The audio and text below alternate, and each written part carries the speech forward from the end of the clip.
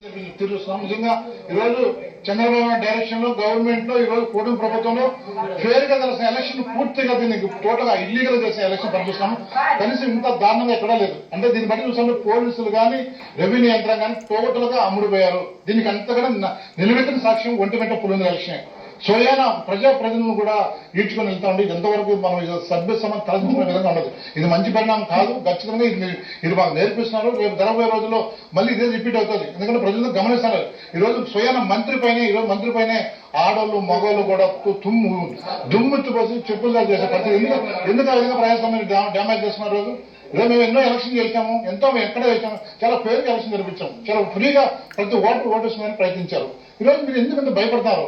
అసలు ఈ ఎలక్షన్ వల్ల ఉపయోగం ఏంది? ఆల్రెడీ మేము లీడింగ్ లో ఉన్నాం. కడప జడ్పీ అనేది లీడింగ్ లో ఉంది. మీకు ఎన్నో కనీసం మేము 95% మీరు 2% ఉన్నారు. దీనివల్ల ఏంటి ఉపయోగం? సామాన్యంగా ప్రజాస్వామ్య ఎలక్షన్ గడ్డలో మీకు ఇటువంటి సమస్య రాదు కదా. మీకు ఇబ్బంది కదా. ఏంటి మీ ఇబ్బంది? అంటే కడప జిల్లాలో కూడా కడప జిల్లాలో తెలుగుదేశం పార్టీ ఉండాలి, నిలబెట్టుకోవాలన్న ఆలోచనతో మేము చేయడం ఇది పూర్తిగా తప్పు. పూర్తిగా దీన్ని ఖండిస్తున్నాము. ఖచ్చితంగా ఇది రిపీట్ అవుతుంది. ఖచ్చితంగా మేము మళ్ళీ కూడా మీరు పర్మనెంట్ అనుకోవద్దు. ఖచ్చితంగా మరి రాబోయే రోజులు మళ్ళీ జగన్మోహన్ రెడ్డి ముఖ్యమంత్రి ఈ రాష్ట్రానికి కావడం 100 తథ్యం. మళ్ళీ చూస్తారు సినిమా. వదిలిపెట్టాం, ఎక్కడ వదిలిపెట్టాం, ఎక్కడ అన్న వడ్డీ చక్రవర్తితో చూపిస్తామని చెప్పి తెలియజేస్తున్నాం.